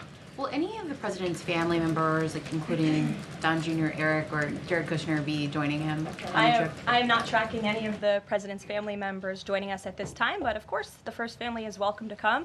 I hope they would. They're great people, great to be around, but I'm not tracking them on the manifest. And given that you noted he is a successful businessman, do you know if the president has any plans to meet with any of the folks involved with any of the family businesses over there, or see any of the sites that are going to be Not to my knowledge, and let me just get to the premise of your question that both of you have raised. I think it's frankly ridiculous that anyone in this room would even suggest that President Trump is doing anything for his own benefit. He left a life of luxury and a life of running a very successful real estate empire for public service, not just once, but twice. And again, the American public reelected him back to this White House because they trust he acts in the best interest of our country and putting the American public first. This is a president who has actually lost money for being president of the United States. I don't remember these same type of questions being asked of my predecessor about a career politician who was clearly profiting off of this office. That is not what President Trump does, and this White House holds ourselves to the highest of ethical standards. Phil. Thank you. There's this Reuters report that the U.S. is in talks with Israel about an American-led post-war administration in Gaza. Is that accurate? Are these talks ongoing? We are in constant communication and dialogue with our counterparts and our allies and friends in Israel. Ron Dermer was here at the White House yesterday meeting with members of President Trump's team. As for the situation in Gaza, the president and his entire national security team have made it very clear we want to see the hostages released from Gaza. That is a priority for this administration. As for what that looks like, and even moving beyond that, I'm not going to get into the details of plans that frankly may or may not have even been proposed, but I can emphasize what the president holds closest in his heart right now, and that's the release of all of the hostages in Gaza. And then there's been some conservative pushback to some of these the salt tax cap. For instance, Majority Leader Steve Scalise said that bringing back the state and local tax deduction would essentially mean, quote, 45 states are subsidizing 5 states that have very high taxes imposed by leftist governors. Is he wrong? Is it fair to ask red Indiana to bail out blue New York? Well, look, this is an ongoing discussion on the Hill. There's a lot of disagreement on Capitol Hill right now about the SALT tax proposal, and we will let them work it out. As for the tax provisions in the reconciliation bill, the priorities of this president, he has made them incredibly clear. No tax on tips for our hardworking service workers, no tax on Social Security for our well-deserving seniors who have worked their whole lives to pay into this system, no tax on overtime for hardworking Americans as well, and there's a plethora of other priorities the president wants to see in this bill. Anyone who opposes this bill will be opposing the largest tax cut in American history. They will be voting to raise taxes by the tune of $4 trillion on the middle class of this country, and we look forward to holding them accountable for that. Everyone on Capitol Hill on both sides of the aisle should be supportive of the president's tax priorities. Follow up on that? Go ahead. Sure. Go ahead, and then I'll go to your follow-up. Thanks, Caroline. I want to follow up on the Truth Social post. So the president's saying 80% tariffs could come down. Just an announcement would be enough to lower those tariffs. Is that what he's looking for from the Chinese concessions? That's not what the president said. He said that an 80% number may sound good to him, but again, he's in constant contact with our Secretary of Treasury, who will be leading these negotiations this weekend. And historically, the Chinese have made the meeting itself a win. What does a win look like out of these meetings for the president this weekend? A good deal for the American worker and the American people. Go ahead. Thanks, Caroline. Yeah, back to the reconciliation bill. Can you just clarify the president's position, though, a little bit specifically on the tax issue? Because in his Truth Social post, he said this morning that he would accept even a tiny tax increase for the rich, but then says Republicans probably shouldn't do it, but I'm okay if they do it. So what is it that he wants? Does he want them to increase the tax rates? The president wants tax cuts, the largest tax cuts in history. He wants to extend his historic tax cuts from 2017, and he wants to see all of the other tax priorities that I just laid out for you included in this bill as well. As for the policy proposal you're talking about, the president has said he himself personally would not mind paying a little bit more to help the poor and the middle class and the working class in this country. I think, frankly, that's a very honorable position. But again, these negotiations are ongoing on Capitol Hill, and the president will weigh in when he feels necessary. Encourage them to have a higher bracket for top earners? The president has made his personal position on this matter clear. Michael. The president's in constant communication with leaders on the Hill. Ahead of the president's trip to the Middle East, he's mentioned he wants to rename the Persian Gulf the Gulf of Arabia. Iran is now saying that doing so will bring the wrath of all Iranians. Can you talk about the support that the Gulf of Arabia has in the region and why this is important to the president? Well, first of all, the president has said he hasn't made a determination yet. That was in the news that you guys all asked him about it, and he said he wasn't quite sure. So he hasn't made a definitive decision on that yet. And secondly, Caroline, the president has shown support for South African refugees that are coming to the United States next week. Can you talk about what these refugees are fleeing and why this is a priority for the administration? Well, the president has actually signed an executive order on that matter. My office can get it back to you, Michael. But this group in South Africa has faced racial persecution. In fact, the government there has vowed to take away their farmland that they own. And so the president has talked significantly about this. As for further details on refugee claims and asylum claims, I would defer you to the State Department. Can I follow up on that? Go ahead. No, in front of you. Thanks, sorry. Sure. Thank you, Caroline. Does the administration have any response to the news today that a federal judge has ordered the immediate release of Ramesa Ozturk from detention, and particularly his comments that the government submitted no evidence other than an op-ed that Ozturk wrote last year? I will have to check in with the Department of Homeland Security on that particular case, but I think our overall feeling, we've made quite clear that lower-level judges should not be dictating the foreign policy of the United States, and we absolutely believe that the President and the Department of Homeland Security are well within their legal rights to deport illegal immigrants. As for visa revocations, the Secretary of State has the right to do that as well. It is a privilege, not a right, to come to this country on a visa. But I'll check in on the specific case. My office will get you details. Sure. Caroline, yesterday the administration appears to have started dismantling the Consumer Product Safety Commission. This is the federal agency, an independent one that does recalls and is responsible for product safety. Does the administration not believe that it's important, to keep toys and cribs? I mean, you're a young mom, off of the product of the market.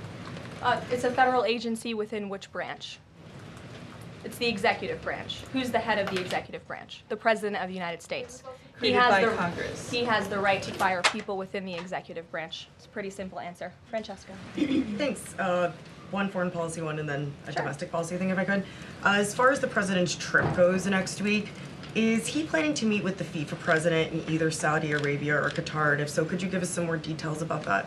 The president has quite a few meetings with many people when he is there. We can certainly check at the itinerary and let you know if the FIFA president will be there next week. Frankly, I'm not quite sure, but we can certainly get you an answer. As you know, the president attended a FIFA task force meeting at the White House this week. And on the domestic front, could you explain why the FEMA administrator was removed from his position this week? Look, this is a personnel matter in regards to the Department of Homeland Security, but my understanding is that this individual testified saying something that was contrary to what the president believes and the goals of this administration in regards to FEMA policy. And so, of course, we want to make sure that people in every position are advancing the administration's goals. But as for specifics, I defer you to the Department of Homeland Security. We leave it up to our great cabinet secretaries when it comes to personnel matters. Okay. Sure, in the back. Thank you. Aid hasn't gone into Gaza in 10 weeks. Israel says that this is a policy to pressure Hamas in the negotiations, in the ceasefire negotiations. Is this a policy that this administration supports? The president answered this week. He said that he wants to ensure that aid can get into Gaza, but we have to do it in a responsible way to ensure it doesn't end up in the hands of terrorists. So this is something the administration is actively working on, and when we have a policy to announce on this definitively, we can certainly let you know. Can you talk about this effort for the U.S. to take over the distribution of aid in Gaza, to exclude Israel, but also international organizations said this effort militarizes aid? I would reject that characterization by whatever groups you are citing. Kelly. Caroline, thank you. I want to get back to the First Lady Melania Trump dealing with foster children. That's an important component in American life to see what happens to the future of our children, particularly in foster care. Can you explain the significance of this development between the First Lady and the housing and urban development. Yes, absolutely. It's millions of dollars that will go into a program that helps these children transition out of foster care to have productive and positive lives. And I'd like to share a personal story since you asked, if I may. I hope the First Lady won't mind. I was at an event in Florida last year, and I was approached by a gentleman who was a foster dad, and he had taken in, I think it was 6 or 7 foster children. And he spoke to me. He had recognized me in my work for President Trump's campaign at the time. And the little boy who was with him talked about the personal relationship that he had with First Lady Melania Trump. And the conversation she had had with him, and how she really encouraged him to be the best that he could be during her first term here at the White House, and how even after she and President Trump left the White House, she kept in very close touch with this young foster child. It was a touching moment that I will never forget, and it speaks to the heart of this First Lady and the great work that she is doing for foster children. And this is certainly a very big announcement that I know our Secretary of Housing and Urban Development is in particular very excited about, and we can certainly get you all the details on that program. John. Thanks a lot, Caroline. I want to ask you about the trade deal that the President announced yesterday with the UK as it relates to the auto sector. Sure. The trade group that represents the big three here in the U.S.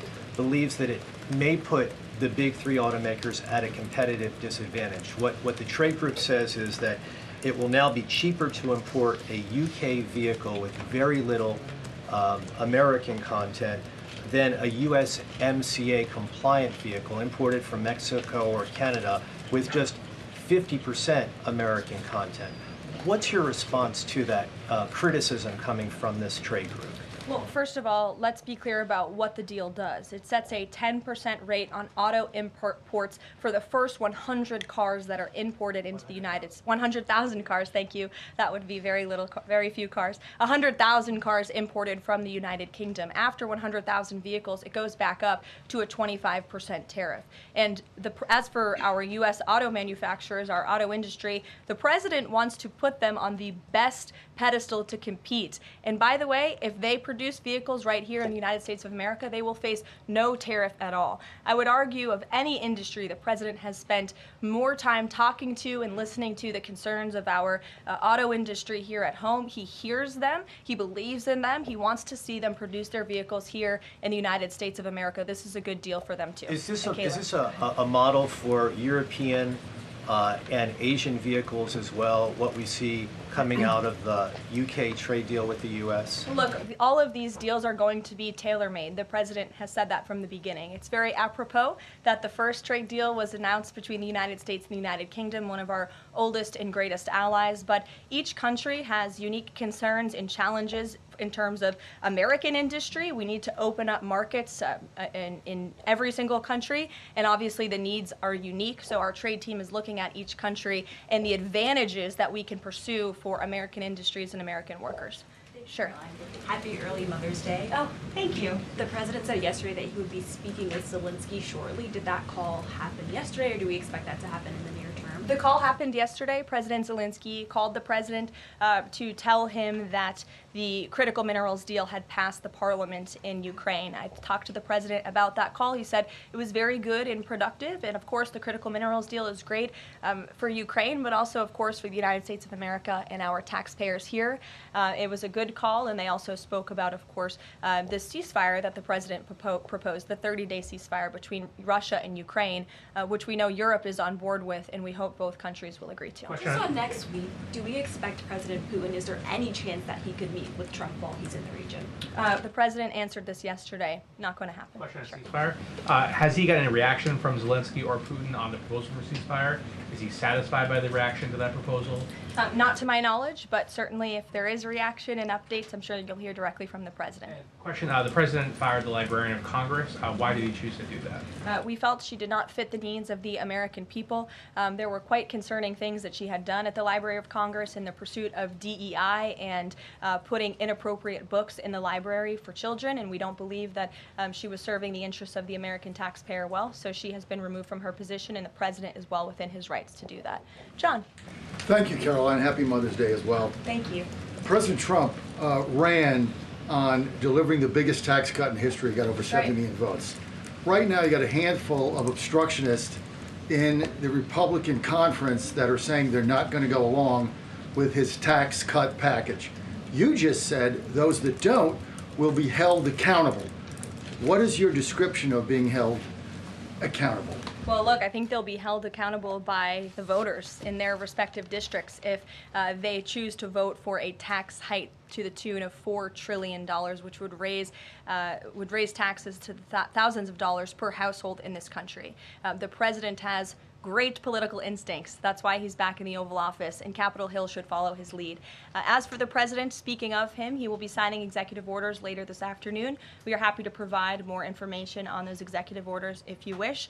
Thank you for the Mother's Day wishes, and happy Mother's Day to all of the moms in the room. And don't forget to call your mom this Sunday. We'll see you guys later. Have a good weekend.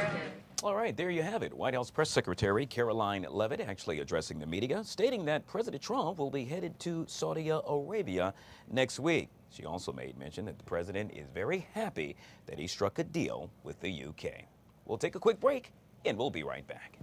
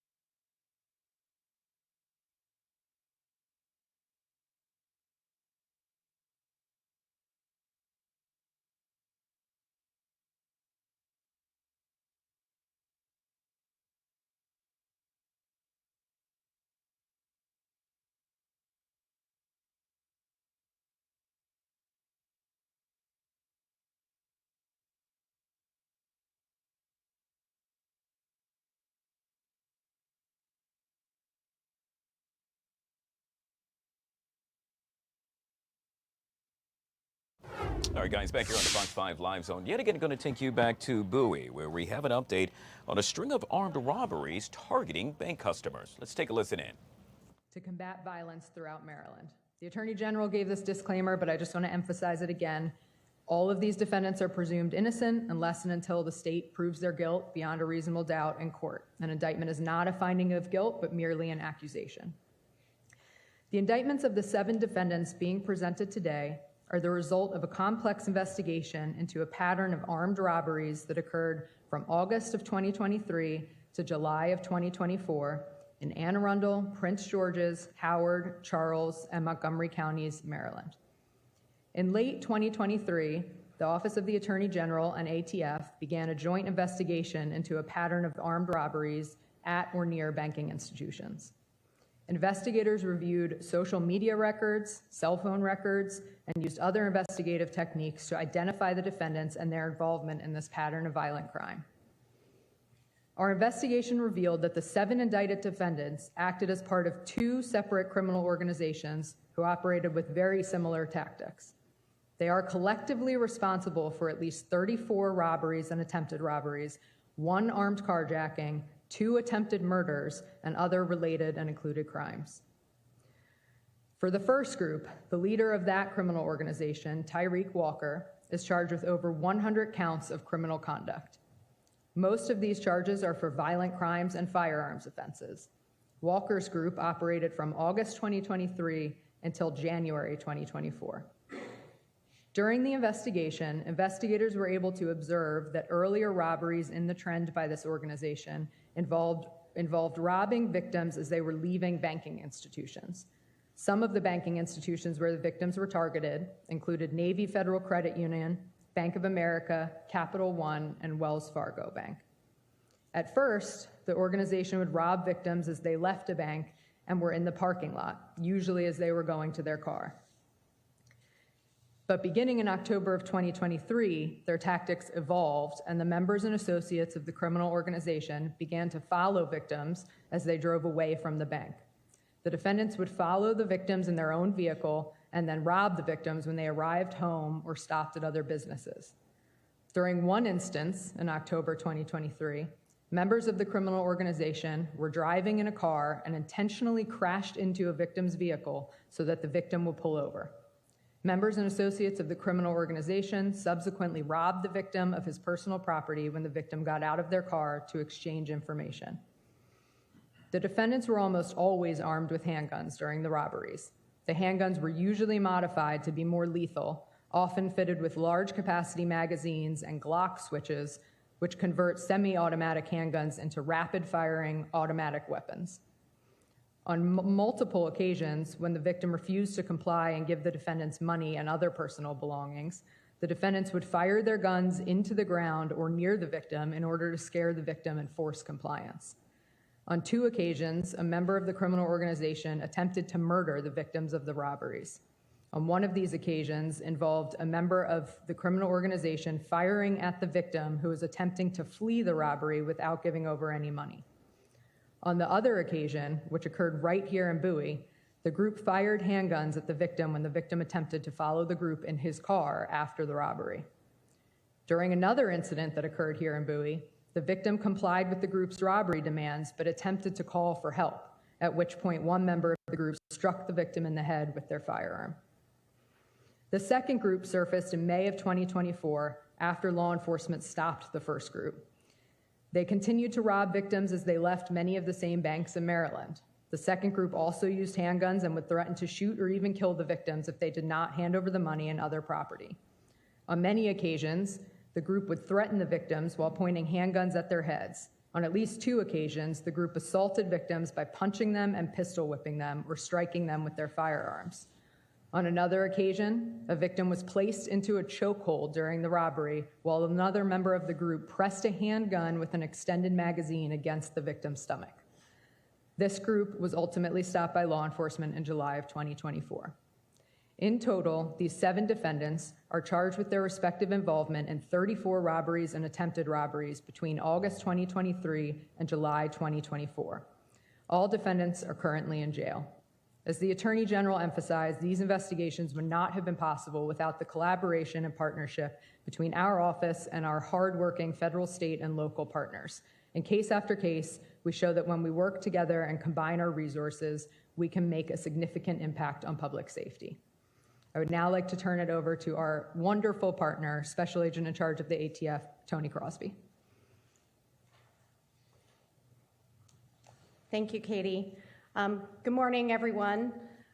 First and foremost, I would like to echo Attorney General Brown in thanking every single one of our partners up here. We certainly could not do what we do every day without the support of our state and local and federal partners. So thank you to all of those agencies that participated in this investigation. We are here today to announce the charges against 7 defendants for multiple crimes, included attempted murder, armed carjacking, armed robbery, assault, and participation in a criminal gang.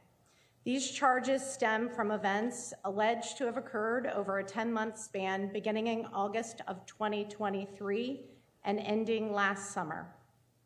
The 7 individuals being indicted today are alleged to be responsible for 34 robberies and attempted robberies, stealing more than $155,000 from at least 34 victims. These individuals were operating as 2 separate groups or gangs, targeting victims leaving bank institutions. These groups would cause traffic collisions, physically assault, or point guns at people leaving banks in order to rob them of whatever currency they were carrying. ATF agents noticed a pattern occurring during the summer of 2023 and began working with state and local partners to better understand the crimes that were being committed. Once agents understood the pattern that was occurring, they used ATF technology to further investigate these crimes. In the case, ATF agents used NIBIN, or the National Integrated Ballistic Information Network, to develop timely, precise, and actionable intelligence about these firearm-related events. This information assisted these investigators in connecting, identifying, and disrupting violence through evidence-based methods. Its aim is to disrupt cycles of violence by identifying and prosecuting trigger pullers and their sources of crime guns. NIBIN is the only national network that allows for the capture and comparison of ballistic evidence to aid in solving and preventing violent crimes involving firearms. Since the launch of NIBIN, its technology has provided participating law enforcement agencies with an automated method to share research, identify, and cross-reference firearms ballistic data across a nationwide network. ATF is proud to use this technology in conjunction with our state and local partners to hold these 7 individuals accountable for the suffering they have caused over the last 10-month span. I am especially proud of our Hyattsville 2 agents and Prince George's County Task Force officers who worked diligently to see this case from beginning to end. Thank you to all the state and local partners for their work in this investigation, and thank you, Attorney General Brown, for your relentless commitment to ensuring that these cases are prosecuted to the full extent of the law in order to keep our communities safe from gun violence. Thank you. I will now turn it over to Chief Preston from Bowie Police Department. Good morning, everyone. I want to first welcome everyone to the city of Bowie. It's great to partner with the Attorney General's office to host this wonderful news that's being shared by Attorney General Brown. The incidents in Bowie occurred and began in December of 2023 and lasted through July of 2024, where our community was affected by these crews. Many residents voiced their fear and concern over safety and sought assistance. This community and I are eager for these violent offenders to be held accountable for their actions.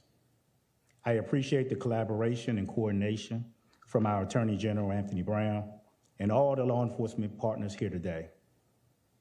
I want to extend my heartfelt thanks to the Bowie Police Department, particularly to the dedicated members of my criminal investigative section for their hard work in solving these cases. It's now my pleasure to bring up Assistant Chief William Lowry with Anne Arundel County Police Department. Thank you, Chief. Good morning. On behalf of Chief Amal Alwad and the Anne Arundel County Police Department, really appreciate you being here this morning. I may not be as polished as some of the speakers who've come before me. I'm a little more kind of direct, so you kind of bear with me just a second.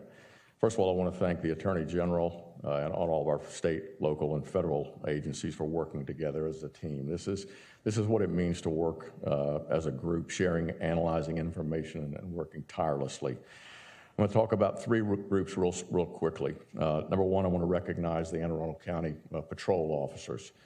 These officers make traffic stops every day, and they have no idea most of the time who they're dealing with. Last night, we stopped a motor vehicle that had stolen tags, 3 occupants inside. All of them had warrants, and one of them had a weapon with an extended magazine. The only thing particular about that is there was only 1 weapon in the car. Most of them have multiple. Our police officers do this every day, day in and day out. Our district detectives work tirelessly, as the ATF has already explained, on this criminal investigation, especially Detective Corey Heathcote and Sergeant John O'Connell. They were tremendous. Our strategic patrol teams, those are the ones that go out and conduct surveillance and to try to do interdiction when these individuals decide to commit these crimes. They were fabulous. Our crime analysts, especially Mr. Kevin Burke, was extremely instrumental in compiling the information in this investigation. And I know folks don't seek accolades, but ATF Agent Special Dave Cheplak was phenomenal, and Andre Vavillian. Really appreciate the work that each and every one of you did. And I know there was a multitude of other folks. So that's the first group. The second group is the crime victims. We can't imagine the trauma that these victims have went through. Police officers endure trauma every day, but for a mom and dad or a grandmother, sister or daughter to be pulling up to a bank just trying to conduct some business, and then these traumatic events occur. And this will stay with them, as the Attorney General has already spoken about. This will stay with them the rest of their lives. So I want those victims to know that we're here for you. Everybody that you see standing behind me, every one of us are here for you. We will never give up trying to find these individuals. Lastly, Anne Arundel County is a great place to work. It's a great place to live. It's a great place to raise your children. And the Anne Arundel County Police Department is committed to keeping it that way, so we're going to hold the line in Anne Arundel County. And I know I speak for every other law enforcement entity that's up here. Lastly, I'll talk to the criminal element. Hopefully none of them can hear me right now. Hopefully all of them are in jail. But I want to talk to you for just a second. If you come into Anne Arundel County to commit these crimes, you'll have to deal with us. And I want you to understand that.